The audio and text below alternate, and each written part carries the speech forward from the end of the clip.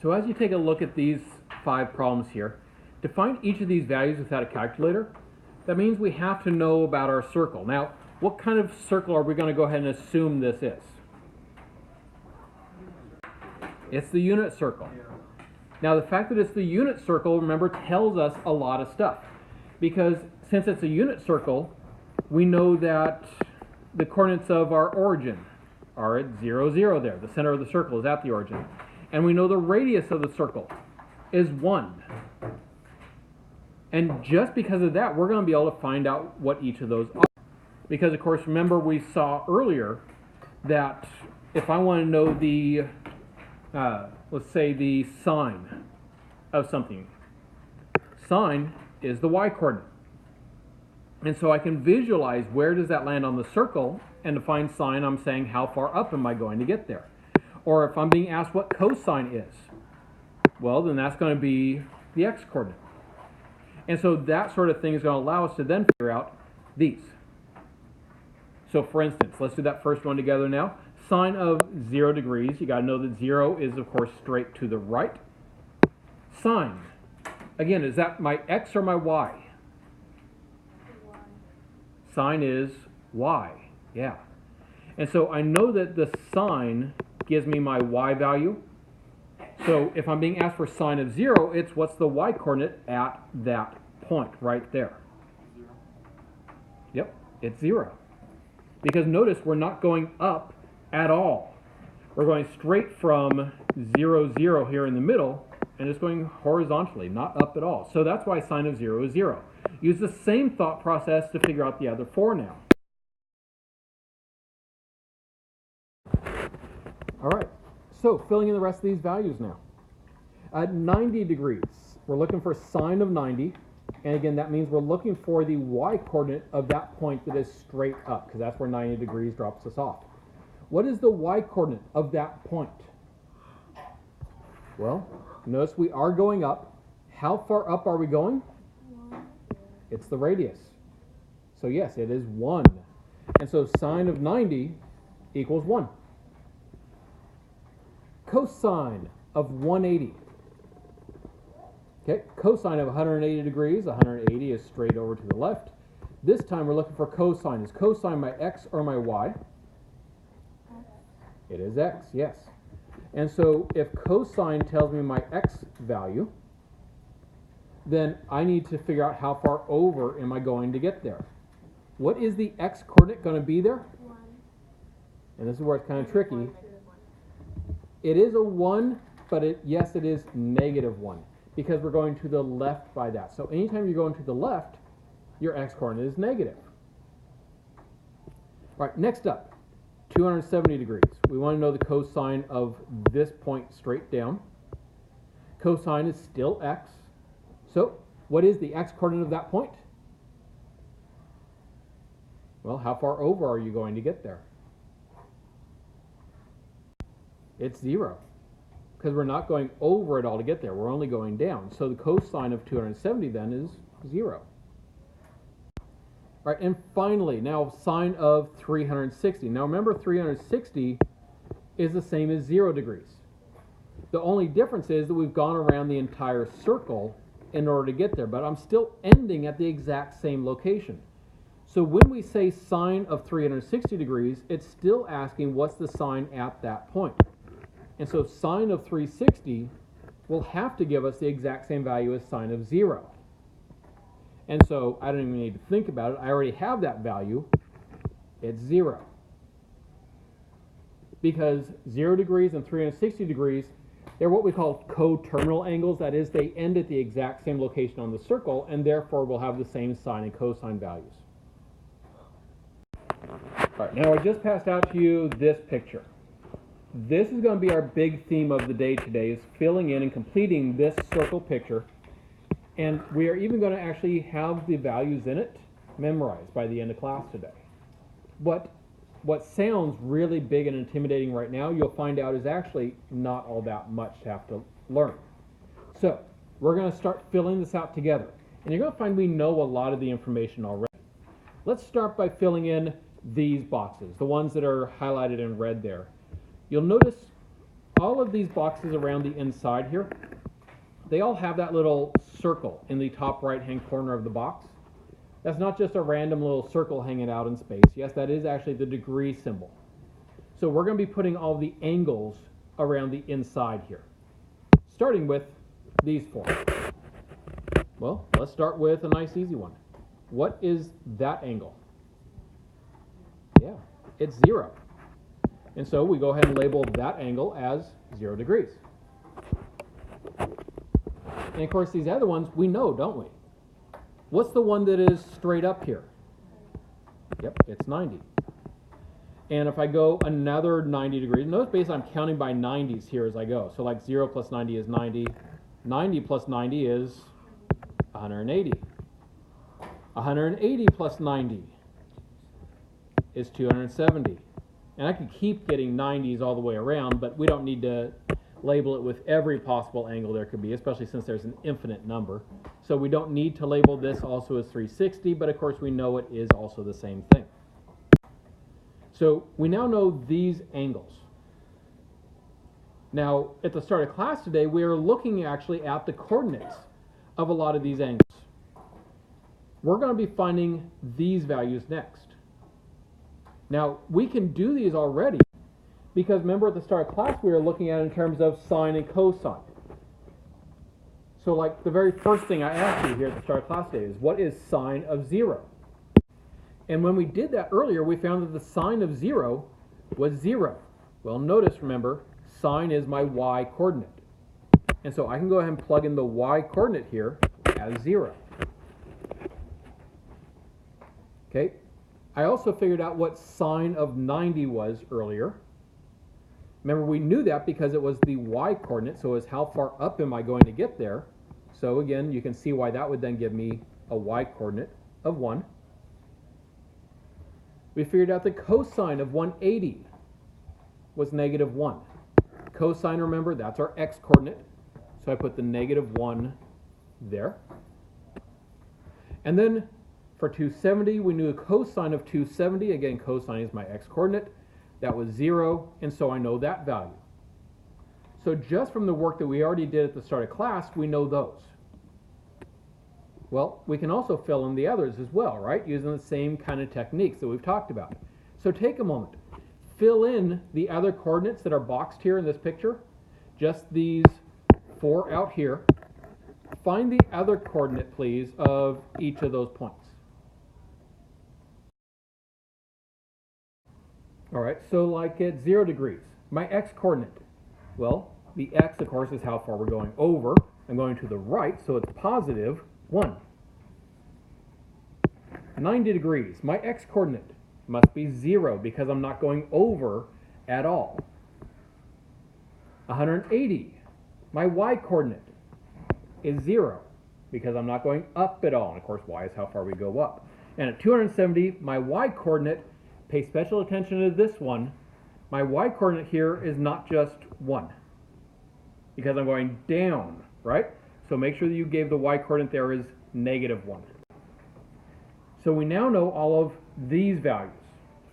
And notice, we are able to fill all those in by just using what we know about the unit circle. I didn't have to like memorize a bunch of brand new stuff. All I did was need to know that my circle is centered at 0, 0, and it has a radius of 1. That's basically all I needed to know there. So again, looking ahead at memorizing this whole picture, there's not a whole lot of memorization that's going on here. Next thing, we're going to be filling in these 3 angle measures. Now, as we take a look at filling those in, there's lots of different ways that different people process these. And I'm going to give you multiple techniques. Find the one that makes the most sense to you, grab hold of that. You don't need to memorize like every different possible way of looking at these. So one way that a lot of people start with this is they actually like to start by figuring out this one. Why? Because it's exactly halfway between 0 and 90. What number is exactly halfway between 0 and 90? 45. 45. And so that's the 45-degree angle. Now, another way that we can look at this is that, like that 45-degree angle, notice it split this into exactly two pieces. That's why I was able to do the halfway between 0 and 90. Basically, I took 90 and divided it by 2 there to get the 45. Well, we could do the same thing to reason our way through this next angle. So I look at how many sections of the quadrant this has cut it all up into. You'll notice that these next ones that I'm going to be finding here, I'm dividing the 0 to 90 quadrant number 1 here, into 3 pieces. What's 90 divided by 3? 30. And that is what that angle is. So that means I went up 30 degrees. Well, to go to my next angle, that would be over another 30 degrees then, which is going to land me then at 60. Wait, how did you get that it was 30? And then notice, by the way, it's another 30 degrees to get to the 90. I know that because I'm taking that 0 to 90 and I'm cutting it up into 3 equal pieces here.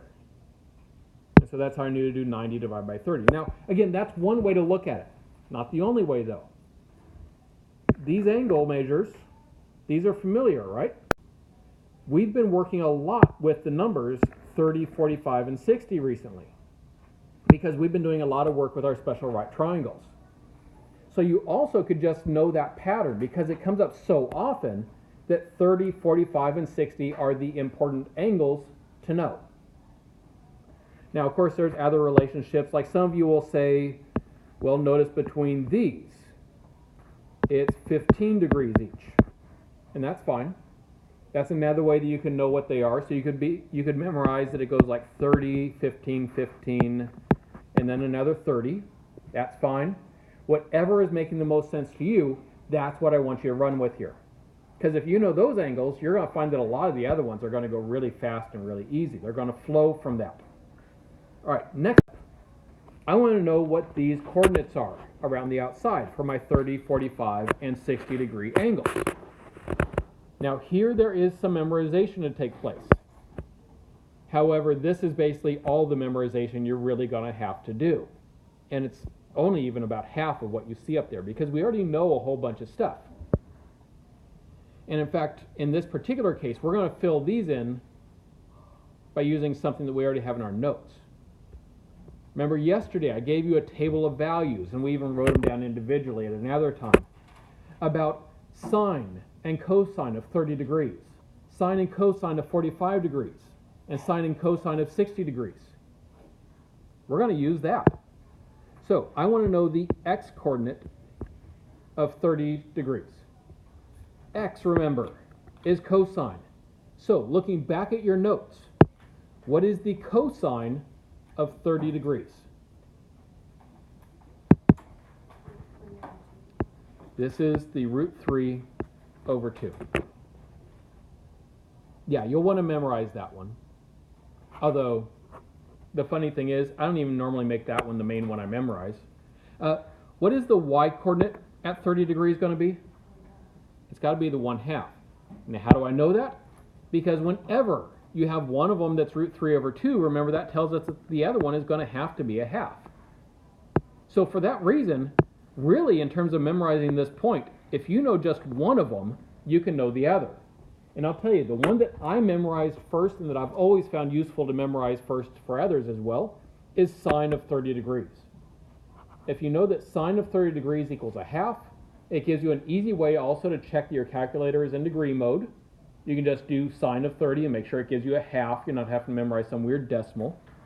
If I know that is a half, then I automatically know the other one must be root 3 over 2. And if I know that sine is a half, then I can also know that the sine of 60 is also its partner. So if sine of 30 is a half, sine of 60 must be the root 3 over 2. And of course, if that is root 3 over 2, the thing that always goes with root 3 over 2 is a half. And so I can then know the x coordinate. Notice I filled in all of that information by memorizing one fact. Not too bad. Now, there is one other number that we need to know by heart, and that's the one that comes up with our 45-degree angles. What are sine and cosine both at 45 degrees? Root 2 over 2. By memorizing that one number, you memorize both of those values. So, make sure that you have those written down correctly on your sheet, please. Now, looking towards memorizing the entire picture as we go and fill it in here in the next few minutes, you will find that you will be able to fill in the entire picture just because you are able to fill in this part of the picture. Knowing this much lets you fill in the rest just by recognizing patterns. And so that's what we're going to take a look at next, is some of those patterns. So next up, let's figure out what our next angle measure is so that we can figure out how we follow the patterns to find angles. Well, remember earlier we were talking about how like these were going by 30-degree increments as we went around like this. Well, it keeps going by those same increments, those same intervals. And so that's going to be another 30 degrees. If I go 30 degrees past 90 degrees, where am I going to end up? 120. 120 degrees. And let's go ahead and find the coordinates of that point as well. Well, this is the big point right here. This is the point where if you get how we find this coordinate pair, all the rest are going to flow from there. All right? Now, how do I know it? Well, the cool thing is, this point up here is at the exact same height as this point, right? In other words, that is the same height. If those 2 points are at the same height, what must be the same about them? The y-coordinates, yeah. So just by observing that symmetry, I just figured out that my y-coordinate is root 3 over 2. And of course, if one of them is root 3 over 2, what's the other one going to be? 1/2. 1/2. Exactly. Although we do need to tweak that just a little bit, because this isn't perfectly right. Because notice the 1/2 that I just put in, my x-coordinate, that's going to the left. And so that means my x-coordinate is negative. And so there are our coordinates. So for 120 degrees, we should be at negative 1/2, comma, root 3 over 2. Now, I figured that out just by noticing the symmetry where they both were at the same height. I do want to give you one other way that you can see some symmetry here, okay? And it gives me a chance to introduce a little bit of vocabulary that goes with these circle pictures as well. The 120 degrees can also be described as having what's called a 60-degree reference angle. Reference angles basically are measures of the angle from the horizontal of our circle. And so you notice that 120 degrees was 60 degrees above the horizontal. So we're basically talking about that angle right there. Notice how that compares to the actual 60 degrees. Remember, we have this over here. The points, the coordinates of our point, are the same, except for the sign. So if I know what that reference angle is, like how far above the horizontal is, I know that the x and y values will be the same, except that I just have to check and see if the positive or negative switched on them. And so that is one more way that you can see some of this symmetry. Now this one, sometimes reference angle keeps coming up later, and then all of a sudden we forget it because we get a little confused. We don't have anything to look back on, so I do want you to have some notes on this. So here are notes on what a reference angle is and why we care. Please add this into your notes.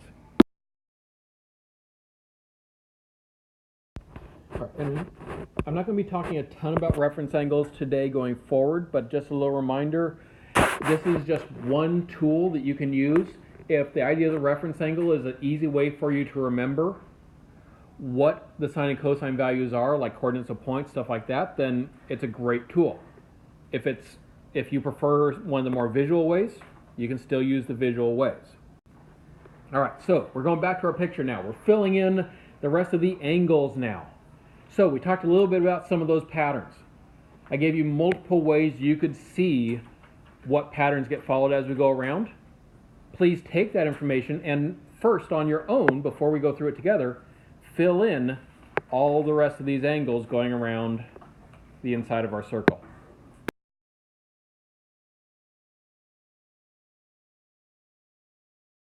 All right, now one way that you might have gone about doing this is you might have noticed, okay, for the 45-degree angle, I could just keep counting by 45s. So plus 45, plus 45, plus 45, plus 45. And so if you go that kind of a route, then we can know that this next one is going to be at 135 degrees. If you had thought about it that way, you would have been doing 90 plus 45. And that's fine. And you can use that to go around and get all the other 45s as well. But maybe that's not the way you did it. Maybe you saw, well, the middle one is always 15 degrees away from the one next to it. So you might have said 120 plus 15 is 135. And then 135 plus 15 is 150. That would work.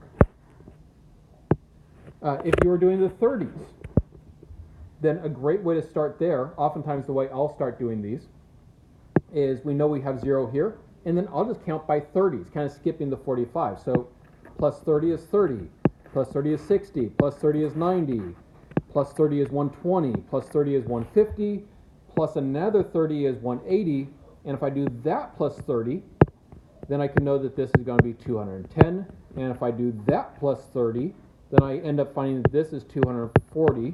Notice that ends up skipping the middle ones where I'd be counting by 45s or something like that. Whichever method you're using to think about it, these are your angles that you should find. So, the second quadrant is 120, 135, and 150. You're double checking that you got these written down correctly because this is going to be your base notes. These are the ones that you're going to be using going forward. If there's an error here, it's going to compound, so make sure they're right. Then as we get down to the third quadrant, 210, 225, and 240. And then in the fourth quadrant, 300, 315, and 330. All right, now that we got our angles, yeah, you knew we'd have to come back to this, right? We got to figure out what the coordinates are as well. And again, we talked about some of those symmetries earlier. I want you to see now, can you use those exact same symmetries to fill in all of these coordinates on your own?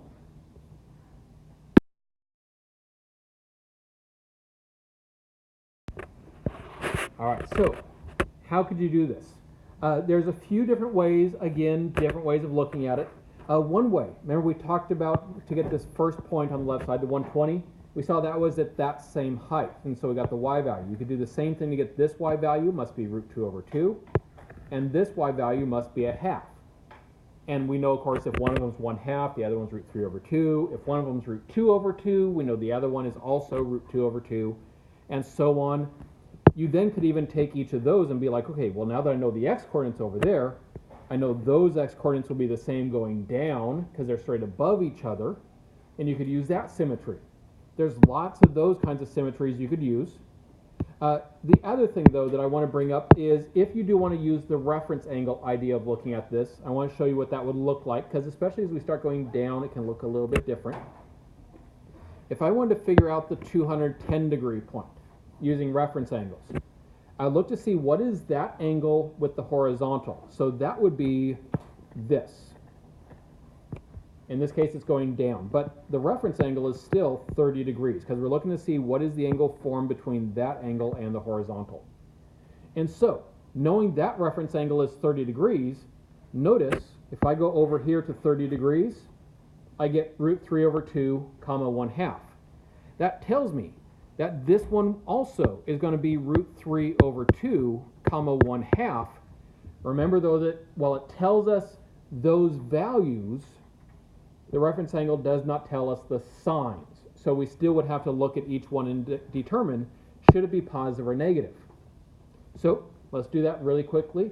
If we are in the third quadrant down here, like 210 degrees is, will the first point, my x-coordinate, will that be positive or negative? It's going to the left, therefore it's negative. The y-coordinate, will that be positive or negative in the third quadrant? Also negative, because we're going down there. So every point there will be negative, negative. And some of you will find it useful to even make note of that as you go around the horn, like up here in the first quadrant, it was positive, positive. In the second quadrant, you should have found that they were all negative and then positive. In the fourth quadrant, you should have found that all of your x-coordinates were positive and all of your y-coordinates were negative. Make sure you have those details as you now go and check the actual values that we just found going around the outside.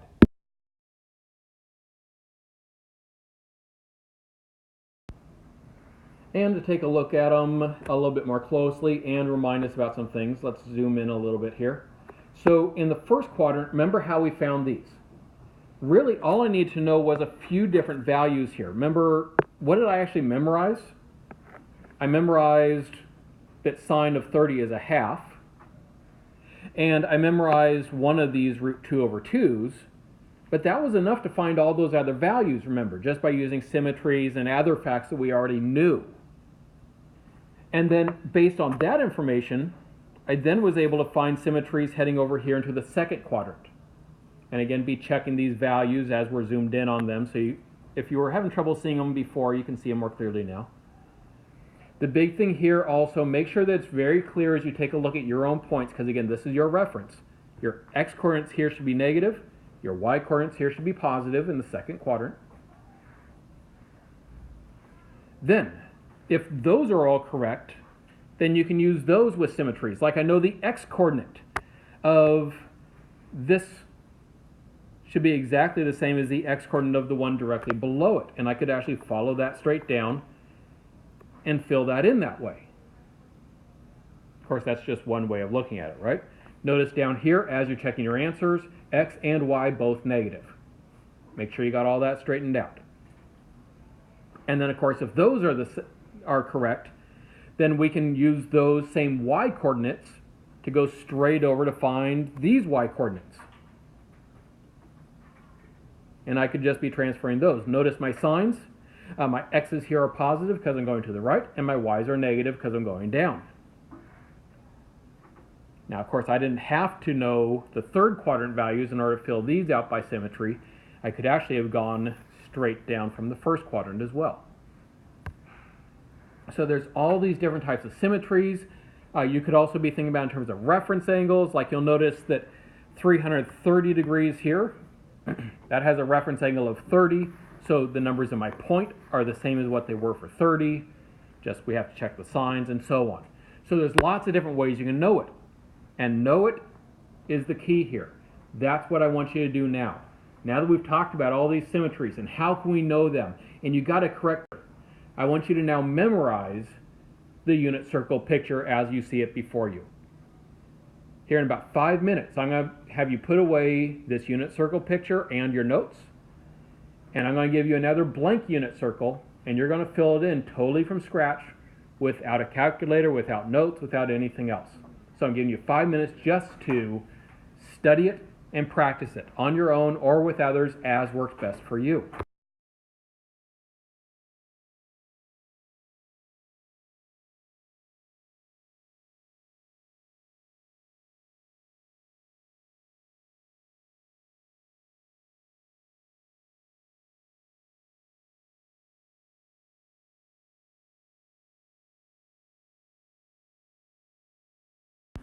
All right, and now that we've taken the time to actually complete the unit circle, we have a complete drawing. Remember that drawing that we've been working with all day today with our x and y values, those all correlate to sine and cosine values. And so I passed out this table. This is going to be your homework, specifically to just fill in the sine and cosine values. We'll be filling in more of it again later, like next week, so don't like cross a bunch of stuff out or anything. But for tonight's homework, which you probably will even be able to finish during class here, because it goes pretty quick, is just translate now your unit circle picture into the actual sine and cosine values in this table.